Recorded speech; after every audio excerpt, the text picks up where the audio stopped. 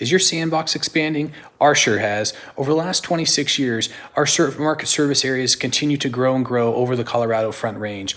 Back in the day, it was really easy to send a referral out to an agent that was in another community that you didn't work in. But what we found is that the clients that are coming into the market today, they don't know where they want to be. They don't know. They just know they want to be in Colorado, which is a great place to live, but they don't know all of the benefits of each of the different communities. So the main thing for us is to really dial in and try to identify what their timing and motivation is, but also what's most important for them and what are they looking for in a community. So really asking the right questions in the right order. Are they looking for something that's going to be more focused around kids? Is it the outdoors? Is it a retirement community? Is it new construction? So a lot of key questions that you can really dial in, not only for yourself, but also for your team members, making sure that they ask those questions so we could do a great job for them. So it was really easy many years ago. You put them in your car and you just keep showing them stuff, showing them stuff, showing them stuff until you find the right home. But you start doing that to all these different communities, you're going to be spending weeks and weeks with your clients.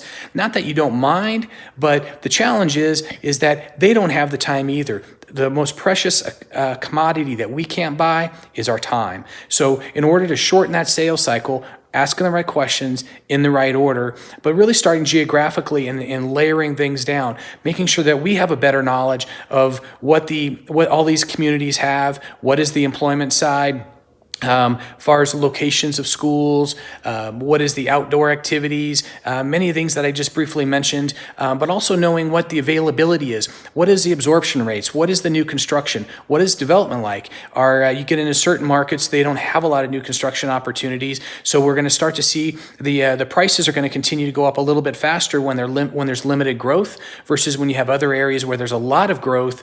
Sometimes that new construction is going to suppress and keep the prices down a little bit. So really knowing the absorption rates, but also talking to people that are new to the community moving in. What's the exit strategy? How long do they envision on being in that particular home? Is it 3 years, 5 years, 7 years? If they're going to be in the home 25 years, then buy whatever you want. But if they're looking at a 3, 5, or 7 year plan, and then they may be opposed to relocating somewhere, then you want to make sure that you get them in a right community where there's going to be some appreciation, some solid value, and then again that they have the solid exit strategy. Are they looking for an area with an HOA? Are they looking for different common amenities within the association that when they come into the new area, they're going to be able to be really active in the community? So again, a lot of things to take into consideration, but most importantly, bring value and make sure that you really educate them as you continue to grow geographically within your business. And it really starts from when you first enter into a relationship with them and you make that first contact. What can you provide them of value that's going to start to educate them to the marketplace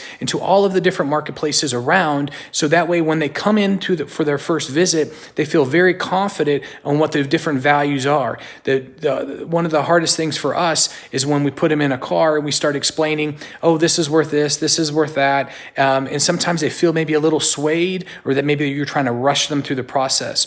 So if we can convey the right message to them prior to them even coming out, that our number one goal and objective is to get them to feel really comfortable with the values in the Front Range and all of the different communities around. So when they do come out, they're going to be able to really identify when a home is priced accordingly or not. And when you're able to compare one neighborhood to one community to another community, they're going to be able to see the value. You have a couple of different types of buyers, but sometimes people want to have the most house that they can get in a community that, let's say, is an average community, but is a lot of house for the dollar in square footage. Or maybe they want to have a smaller home, but they want to have an amazing community. So knowing and understanding what's important to them is also going to allow you to shorten the sales cycle, do a better job for them, and again, increase that consumer confidence.